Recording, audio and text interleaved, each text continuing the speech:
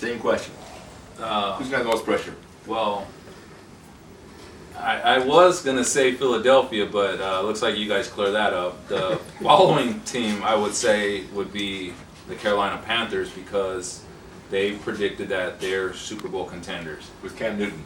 With Cam Newton. And they put whenever you mention Super Bowl, you put the pressure on yourselves, okay? Cam Newton, is he going to go through a sophomore slump? I don't know. Mm-hmm. You know? There was an offensive lineman here up online basically said, told the whole world, hey, we will be in the big dance. Yeah. So flat out. Yeah. So from that point, I look at them as okay. Let's see. First of all, you guys got to get to the playoffs before you even consider Super Bowl. Yeah. You know. So it comes in different layers, but we'll see from there. But I put the pressure stamp on Carolina. Really? How far do you think Cam Newton can take him? Actually, Cam Newton. I think Cam Newton is legit. He's gonna be a superstar. It's just he has to have the right pieces. Steve Smith.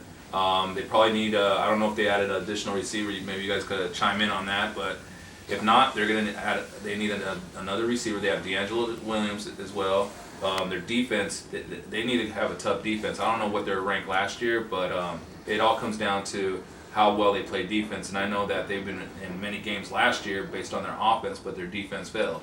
Well, I want to throw in my 2 cents in this one as far as the most pressure. And one of you guys seem to be forgetting about this is last year.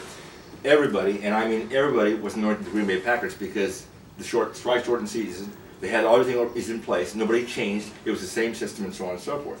But when it came right down to it, who won the game? It was the Giants of the NFC East. So to me, if I'm looking at the outside as an outside observer, I'm thinking, Pack, what happened to you guys? You guys are supposed to win everything. You were anointed at the very beginning. In fact, if I remember right, you lost in your own hometown in the last playoff game. So what happened to you? And you have Aaron Rodgers, who is considered one of the most elite quarterbacks in the NFL. So that's just my pick, personally. So they're being pressured to win the Super Bowl. That's right. Not only get to the dance, but win the dance. Okay. Absolutely. I don't see how else you can come up with it. I could see that. All right. All right, here's my next question to you guys, since you're now being civil. Which team in the NFL is going to be the sleeper? Who's going to surprise people? Who wants to start with that one? Real? Yeah, I will stay with. I'm going to say the Buffalo Bills. Really? And because of the fact that they have a solid offense with Fitzpatrick, quarterback. They have running back C.J. Spiller, Freddie Jackson, and they have Stevie Johnson at wide receiver.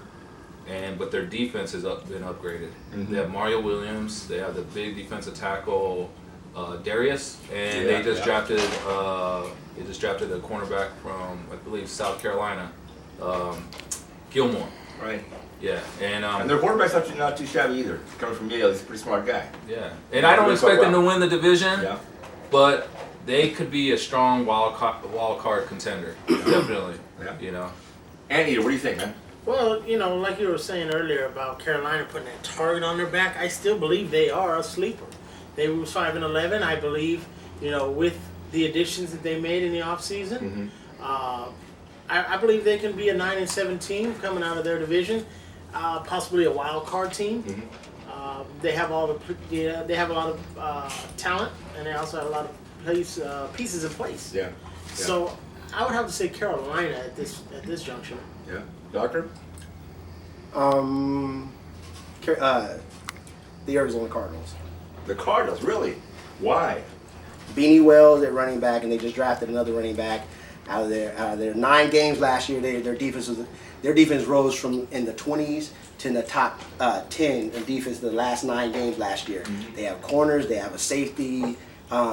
If they can work out this quarterback situation, right. I'm not saying they're gonna win. I don't even know if they're gonna go to playoffs, but I believe they're looking at an upswing. Really? Arizona Cardinals, I wholeheartedly believe. Well, me personally, I'm thinking it's the 49ers. Just based on what they did last year and that coach they've done has been very successful. Now, I don't know what as far as upgrades, they haven't really got anybody of note as far as during the offseason. But they're a consistent team, and they're just kind of quietly building themselves up over there.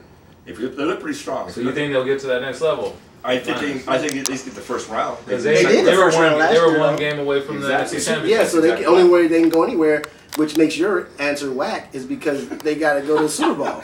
So if you're saying now that's your Super Bowl pick, what I'm saying is we're talking about a sleeper. People aren't talking about them. They can't be a sleeper though. They went to the NFC Championship game. How could they be a sleeper? They didn't win it though.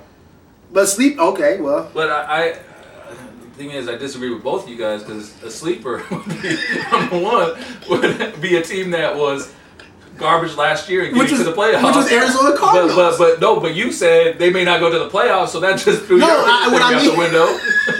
So, and then you're saying 49ers need to go to the Super Bowl. Okay, mine may have been a little bit shady. I think you guys need to really look into the definition of sleeper before you open up your mouth. Excuse my French. Okay, and who'd you pick again?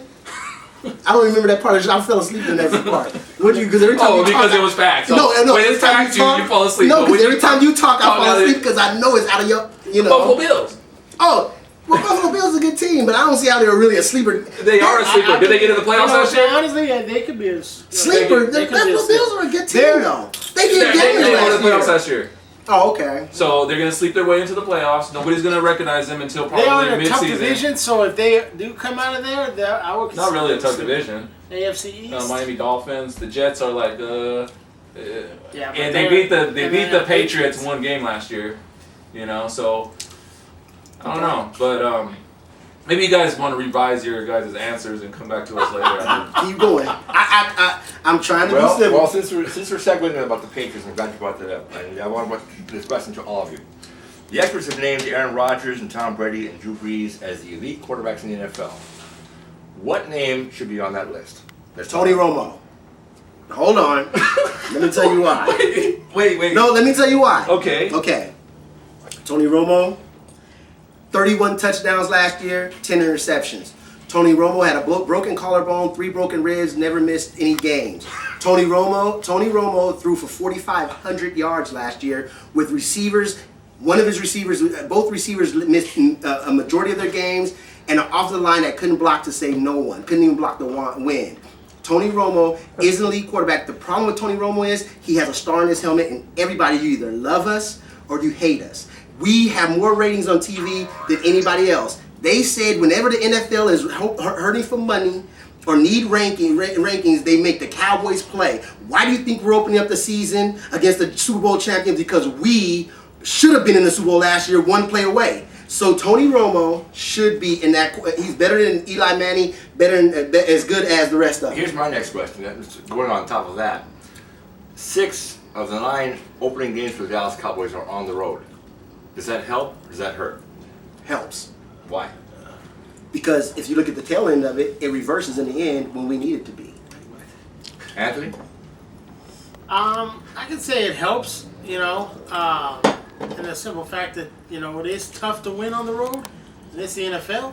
So if they can pull out at least 4-2 in that stretch, maybe they could probably make a run.